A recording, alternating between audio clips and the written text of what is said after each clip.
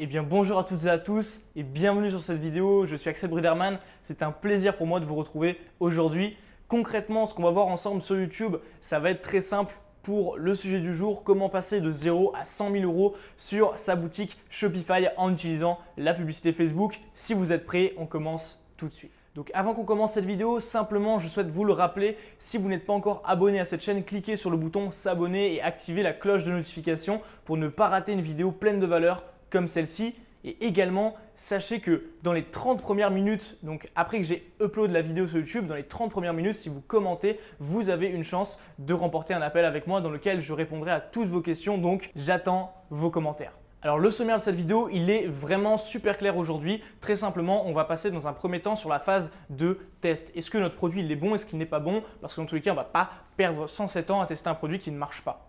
Dans un second temps, on va voir ensemble qu'est-ce qu'on doit optimiser sur sa boutique, sur ses pubs, afin vraiment de pouvoir propulser son chiffre d'affaires et d'atteindre des sommes assez intéressantes au quotidien et même surtout sur le mois. Et dans un troisième temps, je vais vous montrer et je vous donnerai un bonus comment est-ce que vous pourrez pérenniser un peu tout ça et vous assurer que vos publicités tournent même quand vous avez atteint votre objectif de 100 000 euros sur votre boutique. Donc très simplement, on commence tout de suite. Alors, comment est-ce qu'on sait qu'un produit, c'est un bon produit pour Facebook? Comment est-ce qu'on sait que le test il est bien fait, etc.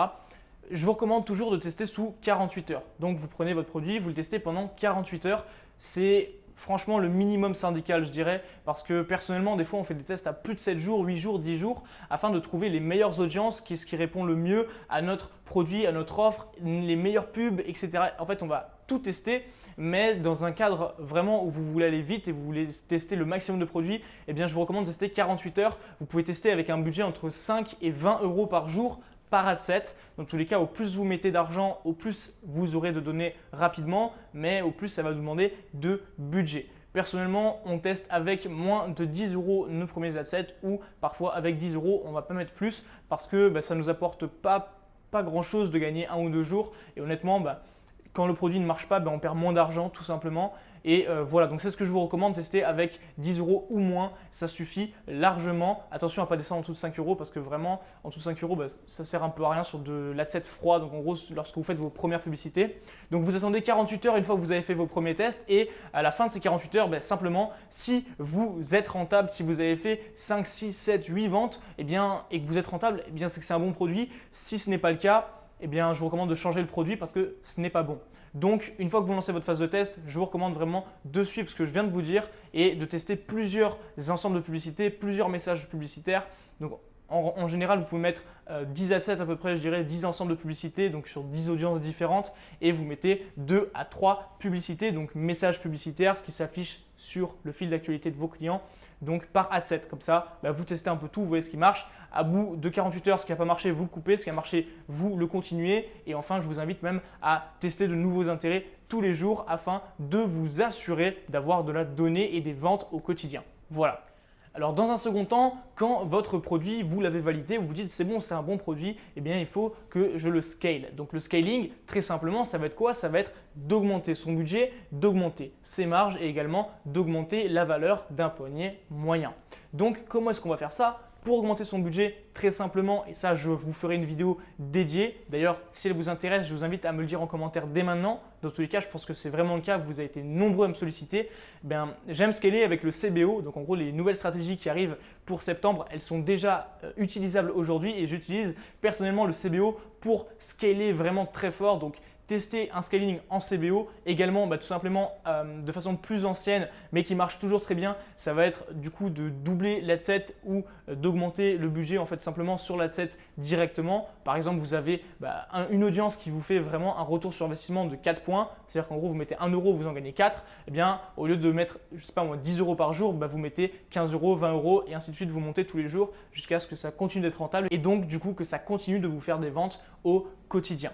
Ça, c'est la première méthode, on va dire ancienne. La deuxième méthode, ça va être en fait de dupliquer l'adset qui marche déjà et d'augmenter le budget sur le nouvel adset.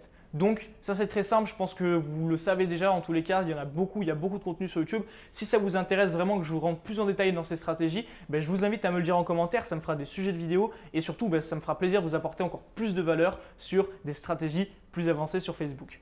Donc voilà, ça c'est vraiment concernant le scaling. Je vous recommande ces 3 méthodes-là. Après, on ne va pas parler d'enchères manuelles, etc., de choses plus avancées parce que tout simplement, ça ne rentre pas dans le cadre de faire ses premiers 100 000 euros sur Shopify. Honnêtement, 100 000 euros, ça se fait sans les enchères manuelles et c'est beaucoup plus simple à vous expliquer cela aujourd'hui, beaucoup plus simple à utiliser également, surtout quand on n'est pas super avancé sur Facebook et qu'on ne passe pas ses journées derrière les publicités Facebook, tout simplement. Donc une fois que vous avez augmenté votre budget, il vous reste du coup à augmenter votre marge du coup. Donc là, ce que je vous recommande de faire, c'est d'aller négocier les prix avec vos fournisseurs, trouver un agent, allez trouver un agent, c'est super important. Une fois que votre produit marche déjà, que vous faites 50 ventes par jour à peu près, entre 20 et 50 ventes par jour, vous pouvez commencer à aller trouver un agent et vraiment descendez les prix et raccourcissez les délais de livraison. Ça aussi, je vous ferai une vidéo dédiée sur la chaîne, donc j'espère que vous serez motivé pour cette vidéo, mais vraiment faites-le, descendez vos prix et augmentez vos marges de cette manière. Donc, ce n'est pas besoin d'augmenter votre prix sur votre boutique, mais vous descendez le prix d'achat par produit du côté fournisseur, ça augmentera vos marges dans tous les cas. Et dans un troisième temps, du coup, je vous ai parlé de panier moyen. Donc, comment est-ce que vous pouvez faire ça? En mettant en place des upsells. Dans tous les cas, je vous recommande d'utiliser Checkout X pour augmenter votre taux de conversion et aussi de rajouter des upsells, donc en gros des produits en plus et même des produits complémentaires, donc des cross-sells à la fin, donc après qu'il ait déjà passé la commande et votre client il n'a plus qu'à cliquer sur oui j'achète et sa carte elle est automatiquement débitée et ça vous fait du coup de l'argent en plus. Franchement ça marche super bien. Vous avez un lien dans la description pour l'application Checkout X, vous pouvez l'utiliser dès maintenant, vous aurez 30 jours d'essai gratuit avec le lien que je vous fournis dans la description et ça c'est pas mal. Donc voilà pour le côté site, publicité et du coup négociation fournisseur. Maintenant le dernier point c'est comment est-ce que vous allez pouvoir continuer, comment est-ce que vous allez pouvoir vraiment avoir des ventes tout le temps. Ça c'est super important une fois que vous avez atteint ce palier parce que si vous appliquez rien que ce que je vous ai dit là, vous pouvez atteindre le palier très facilement des 100 000 euros de chiffre d'affaires. Et concrètement, comment est-ce que vous allez pouvoir tenir ça sur le long terme? Eh bien, ce n'est pas de sorcellerie, il n'y a pas 36 000 solutions. La vérité, ça va être qu'il va falloir toujours recycler ces audiences, c'est-à-dire qu'en gros, vous testez des audiences froides, donc vous faites des intérêts, par exemple l'intérêt beauté, l'intérêt salon de beauté, l'intérêt massage, l'intérêt coiffure, je ne sais pas, l'intérêt TF1.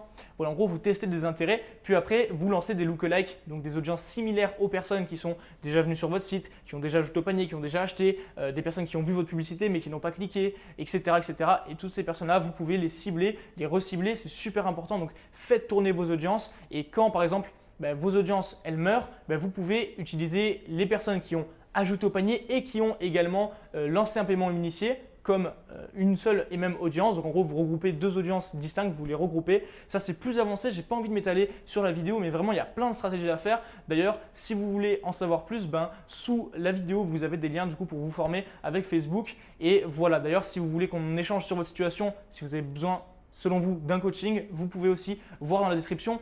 Le but pour moi, ce n'est pas d'être trop mastoc sur la vidéo, de vous donner trop d'informations par rapport à Facebook parce que c'est, je pense, pas agréable à regarder. Du coup, si vous voulez une vidéo vraiment plus détaillée dans laquelle je suis plus concret, je peux même vous montrer ça sur le Mac, eh bien dites-le moi en commentaire. Sur ce, je pense qu'on a fait le tour. Dans tous les cas, il n'y a pas de secret. Si vous voulez réussir, il faut passer à l'action, il faut tester. Pour nos clients, on l'a fait déjà plusieurs fois, le 0 à 100 000 et même le 0 à 100 000 par mois, on l'a déjà dépassé largement.